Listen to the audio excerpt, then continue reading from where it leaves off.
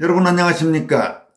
탈북민 출신 여성 북한인권운동가로 현재 영국에 정착한 박지현 씨가 북한에서 태어나 전체주의 체제의 억압을 피해 탈출한 탈북자인 자신이 보기에 5.18은 민주주의라는 이름 아래 포장된 사회주의적 정치 싸움이었을 뿐 순수한 자유의 열망과는 거리가 멀었다고 평가했습니다.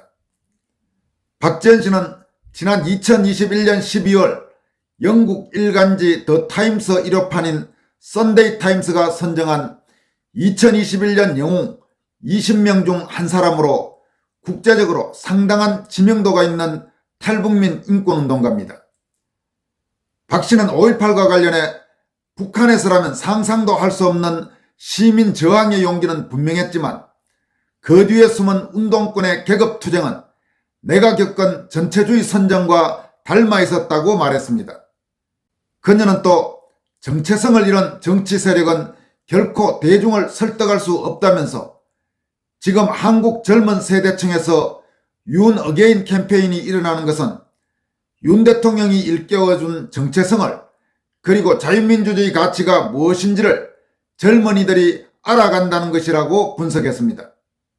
이와 함께 한국 보수에게 필요한 것은 적을 명확히 정의하고 국민을 결집시키며 자유시장과 개인의 힘을 믿었던 레이건 대처리즘이라고 강조했습니다. 박지현 씨는 함경북도 청진 출신입니다. 1998년 이른바 북한의 고난의 행군 당시 남동생과 함께 북한을 탈출했습니다. 탈북 과정에서 중국 농부에게 팔려가기도 한 인신매매 피해 경험도 겪었습니다. 2004년 중국에서 강제 북송돼 노동교화소 생활을 하는 등 온갖 고생을 한 끝에 다시 탈출을 시도해 2008년 영국 맨체스터에 도착해 난민지위를 인정받아 영국에 정착해 살고 있습니다.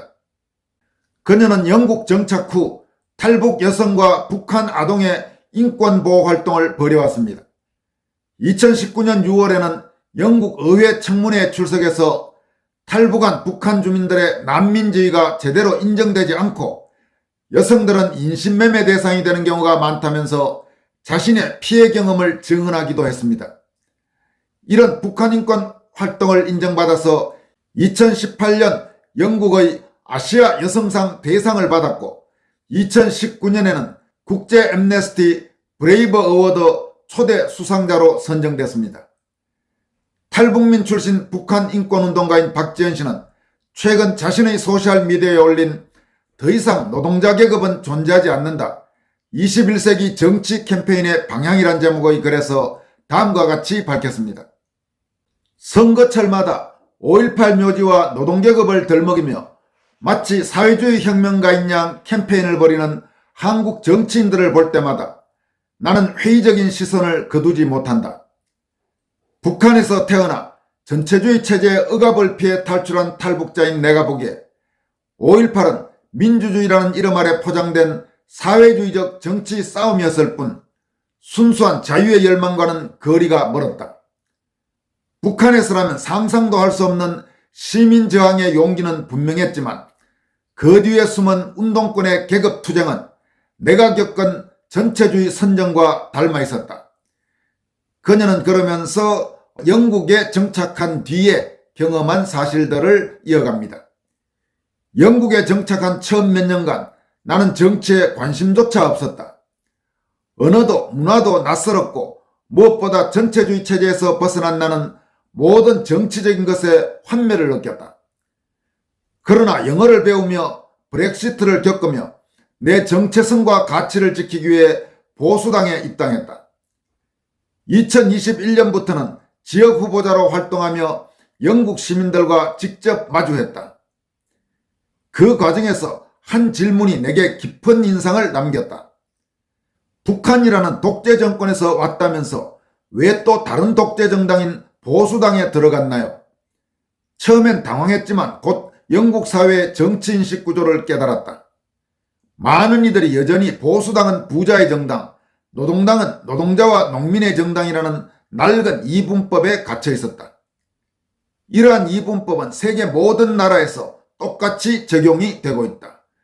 한국에서 더불어민주당 계열의 그 좌익 정치인들이 계속 비좌파 정당, 지금 같으면 그나마 국민의힘이 어쨌든 비좌파 정당을 대표한다고 하죠. 이제 과거 쭉 같으면 공화당이라든지 혹은 한나라당 또는 민자당 이런 정당들이겠습니다만은 그런 비좌파 정당에 대해서 소위 부자 정당 이런 식으로 낙인 찍으면서 자신들은 노동자와 중산층 서민의 정당이다 이런 식으로 사기를 쳐오고 있죠. 그러면서 실제로 좌익 정치인들이 뒷돈 챙기고 그렇게 해서 자기 개인 재산 불려서 축제하고 자기 자식들은 완전 금수저로 온갖 혜택을 누리게 하는 그런 위선적인 행동들을 계속 해오고 있는 것을 우리는 많이 지켜봐 오고 있습니다. 하지만 21세기 자본주의 사회에서 노동자 계급은 더 이상 존재하지 않는다. 냉전이 끝난 지금 자유민주주의 국가에서는 누구나 자신이 일한 만큼 보상을 받는다. 총리도 대통령도 월급을 받는 노동자의 일종이다. 모두가 노동자라면 계급이란 무엇인가? 그런데도 정치인들은 노동자와 함께 하겠다는 구호로 국민을 과거의 틀에 가둔다. 5.18을 민주주의의 상징으로 내세우며 감정을 호소하지만 정작 그들이 원하는 건 계급 갈등을 부추겨 표를 얻는 낡은 전략일 뿐이다. 정치 캠페인은 더 이상 계급의식을 고취시키는 도구가 되어서는 안 된다. 오늘날의 진짜 싸움은 계급이 아니라 정체성의 문제다. 자유민주주의와 전체주의 사이의 선택, 개인의 존엄과 억압 사이의 갈림길에서 국민은 자신의 가치를 확인하고 싶어한다. 지금 이 부분이 상당히 의미 있는 메시지입니다. 지금 세상에서 진짜 싸움은 계급투쟁이 아니고 정체성의 투쟁이다. 즉 자유민주주의냐 전체주의냐 그런 싸움 속에서 어떤 선택을 할 것인가 이런 문제라는 이야기입니다. 상당히 가슴에 와닿는 이야기입니다. 박지현 씨는 이어서 다음과 같이 강조합니다. 나는 북한에서 자유를 찾아 떠났고 영국에서 보수당을 통해 그 가치를 지키려 한다. 한국 정치도 이 현실을 직시해야 한다. 5.18이나 노동계급이라는 사회주의적 선전으로 왜곡하거나 구시대적 계급 담론에 기대는 정당은 결국 국민의 신뢰를 잃을 것이다. 정체성을 잃은 정치 세력은 결코 대중을 설득할 수 없다. 지금 한국 젊은 세대층에서 윤 어게인 캠페인이 일어나고 있다. 이는 윤석열 대통령을 다시 내세우는 것이 아니라 그가 일깨워준 정체성을 그리고 자유민주주의 가치가 무엇인지를 젊은이들이 알아간다고 나는 생각한다. 이런 젊은이들에게 아직도 노동자 계급 운운하면서 사회주의적 평등을 이야기한다면 한국 보수 정치는 영원히 일어서지 못한다. 자유민주주의 가치를 제대로 알려야 지금 청년들이 앞으로 대한민국 주인이 되었을 때 그 가치를 수호해 갈 것이다. 북한 전체주의와 중국 공산당과의 싸움이 이번 선거의 장점이 된다고 생각한다. 무엇보다도 대한민국 악의 축 북한 정권을 잊지 말아야 한다.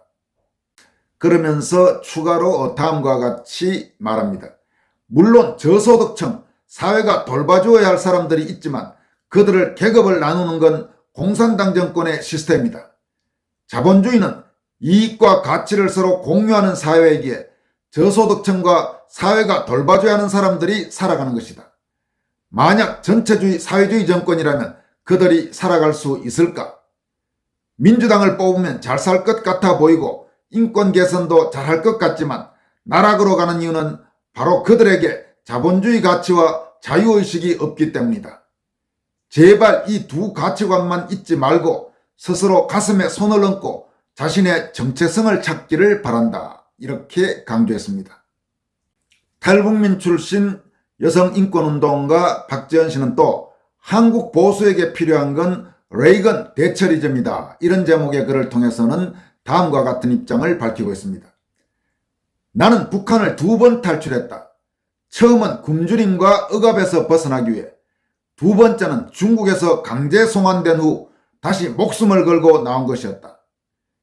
김일성과 김정일의 소나기에서 살아남아 영국에 정착한 나는 여기서 처음으로 보수주의라는 단어를 들었다.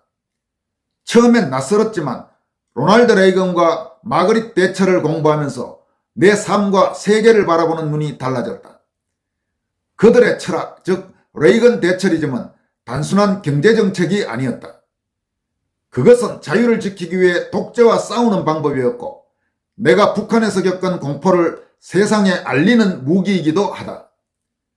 북한과 중국에서 나는 사람이 사람답게 살 수 없다는 것을 뼈저리게 느꼈다. 배고픔은 기본이고 감시와 고발, 처형이 일상이었다.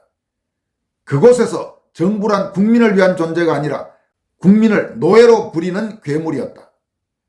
또한 중국 공산당 시스템 역시 괴물임을 알았기 때문이다.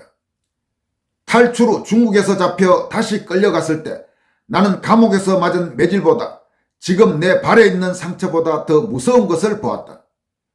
바로 세계가 북한의 실체를 모른 척한다는 사실이었고 더 큰 실망은 바로 자는 척 눈 감고 있는 한국인들이었다. 여러분, 정말로 북한과 중국은 사람이 사람답게 살 수 없는 그런 체제입니다. 지금 한국 자칫하면 그런 이상한 전체주의 체제로 갈 위험이 대단히 농후합니다. 이번 대선, 조기 대선에서 만약 이재명이 당선된다면, 그리고 현재로서는 객관적으로 분석할 때 이재명이 다음 대통령이 될 가능성이 대단히 높습니다. 문재인 5년과는 또 다른 정말 끔찍한 5년이 될 가능성이 매우 높다고 할 수 있습니다. 이재명은 아주 대놓고 그렇게 말한 적이 있습니다. 자기는 권력은 잔인하게 써야 한다고 믿는 사람이다. 물론 권력을 잡기 전에는 권력에 대해서 비판하고 그리고 언론 자유 온갖 좋은 말들을 다 하죠. 그런데 전 세계 어느 나라에서든 이 극좌 전체주의자들, 공산주의자들은 정권을 잡기 전과 정권을 잡은 다음에 아주 180도 표변하면서 다른 기준을 적용합니다. 그런 세상이 한국에 곧 닥쳐올 가능성도 있습니다. 박지원 씨는 이어서 다음과 같이 밝힙니다. 영국에 왔어야 나는 깨달았다. 레이건과 대처가 냉전 시기 소련과 공산주의에 맞섰던 방식은 북한과 같은 체제에 대항하는 교과서임을 배운다. 레이건은 소련을 악의 제국이라 부르며 단호하게 압박했고 대처는 타협 없는 개혁으로 영국을 되살렸다. 하지만 오늘날 세계는 북한, 중국, 러시아의 독재를 보며 침묵하거나 타협한다. 나는 묻고 싶다. 우리가 언제까지 눈을 감고 있을 것인가? 특히 한국은 북한을 악의 제국이라고 부르지 못한다. 북한은 여전히 한국을 미국의 식민지로 적대 국가로 부르지만 한국은 전체주의 독재자에게 무릎을 꿇고 들어간다. 영국에서 보수주의를 배우며 나는 레이건 대처리즘이 왜 중요한지 이해했다. 레이건은 군사력과 경제력을 키워 소련을 무너뜨렸다. 그는 말뿐이 아니라 행동으로 자유를 지켰다. 대처는 노조와의 싸움에서 물러서지 않았고 민영화로 국가를 강하게 만들었다. 이들은 적을 명확히 정의하고 국민을 결집시키며 자유시장과 개인의 힘을 믿었다. 북한을 떠올리면 이들의 방식이 얼마나 절실한지 알 수 있다. 김정은 정권은 핵무기로 세계를 위협하며 굶주린 백성을 방패로 삼는다. 중국은 경제력으로 주변국을 억누르고 러시아는 우크라이나를 침공하며 힘을 과시한다. 이런 독재 정권에 대화와 타협만으로는 맞설 수 없다. 레이건처럼 강한 군사적 억지력과 경제적 압박이 필요하고 대처처럼 내부의 혼란을 정리하며 단호한 리더십을 보여야 한다. 나는 한국을 보며 안타까움을 느낀다. 한국은 북한과 맞닿아 있으면서도 보수 세력이 레이건의 경제정책을 흉내내려고 하지만 실제로 그렇지도 못하고, 그런데 한쪽만 치우치다 보니 내부의 적들인 노조와 싸움에서는 언제나 실패하는데 바로 대처의 단호함은 배우지 못한 것 같다. 한마디로 짝다리를 하고 있는 한국 보수당이다. 내부의 적과 싸우지 못하면 아무것도 할 수 없다. 그러니 결국 보수당은 분열되고 국민은 지쳐있다. 북한의 도발에 단호히 맞서지 못하고 중국의 압박에 끌려다닌다. 한국 보수가 레이건 대처리즘을 제대로 이해했다면 북한을 넘어 중국과 러시아까지 견제하는 아시아의 자유수호자가 될 수 있었을 것이다. 한국에서 반공교육은 좀 된 것 같지만 자본주의에 대해서는 제대로 가르치지 못하다 보니 사회주의 공산주의를 선호하는 것이다. 아직도 칼 마르크스 책을 추천하면서 자본주의를 돈으로만 몰아가는데 내가 영국에서 배운 자본주의는 돈이 전부가 아니다. 자본주의는 돈이 아니라 노력과 아이디어를 통해 각자가 행복을 추구할 권리를 보장하는 시스템이다. 또한 인터넷에서 검색해서 나오는 것이 아닌 스스로 생각하는 법을 가르치는 것이 진짜 자본주의 시스템임을 배우고 있지만 한국에서는 이런 부분에 대해서는 절대로 가르치지 않고 있다 보니 젊은 세대들이 추구하는 것이 사회주의, 공산주의가 되며 그것이 자신들에게 평등을 가져다 주는 줄 안다. 자본주의는 세상 밖으로 우리가 나오기를 원하지만 잘못 이해하면 박스 속에 살아야 한다. 세계도 마찬가지다. 북한의 핵무기는 단지 한국만의 문제가 아니다. 그것은 자유를 사랑하는 모든 이에게 던져진 도전이다. 내가 영국에서 깨달은 것은 독재는 방치하면 커진다는 사실이다. 레이건과 대처가 공산주의를 끝낸 것처럼 지금 우리가 나서지 않으면 다음 세대는 더 큰 대가를 치를 것이다. 그리고 한국은 노조들과의 싸움을 하지 않는다면 영원히 이기지 못한다. 나는 탈북자로서 영국에서 보수주의를 접한 사람으로 말한다. 북한은 작은 나라지만 그 뒤에 중국과 러시아가 있다. 이들은 자유를 싫어하고 사람을 노예로 삼는다. 레이건 대처리즘은 나에게 희망이다. 그것은 독재와 싸우는 법을 가르쳐 주었고 내가 목숨 걸고 찾은 자유를 지키는 길을 보여주었다. 독재는 협상으로 끝나지 않는다. 단호함과 힘이 필요하다. 여러분 그렇습니다. 공산 독재와는 협상으로 하는 게 아닙니다. 단호함과 힘이 필요합니다. 탈북 북한 인권운동가 박지원 씨는 그러면서 다음과 같이 마무리합니다. 북한에서 왔으면 북한 인권만 말하고 한국에 대해서는 말하지 말라고 한다. 그들이 왜 나의 자유를 박탈할까? 진실의 문을 여는 것을 두려워하기 때문이다. 한국에서는 또 북한 엘리트 중에는 TV에서 북한이 60년대는 한국보다 잘 살았고 다만 90년대 자연재해로 사람들 굶어서 죽어갔다고 거짓 선전한다. 한국전쟁 전후를 보면 북한에는 일제시대에 운영하던 철강업이 그대로 남아서 북한이 그것을 활용했다. 한국은 전쟁 후 모두가 폐허가 되어서 전후복구로 어려웠다. 그리고 북한이 60년대에 발표한 GDP는 북한 스스로 발표한 것이기에 신뢰를 할 수 없는 지표이다.